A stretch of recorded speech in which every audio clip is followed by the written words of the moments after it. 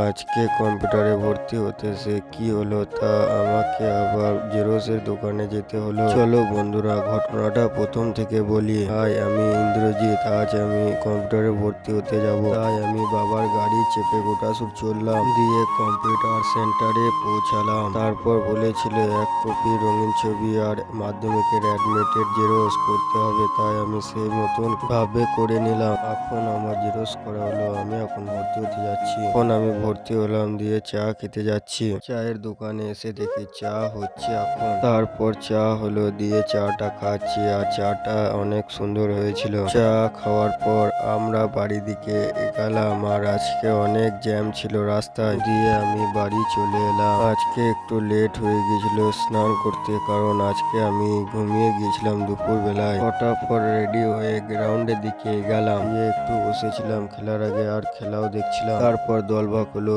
দিয়ে আমাদের ফার্স্ট বল ছিল। খেলা শেষ হলো। ব্লগটা ভালো লাগলে লাইক, সাবস্ক্রাইব, কমেন্ট করে দিও আর টাটা, বাই বাই।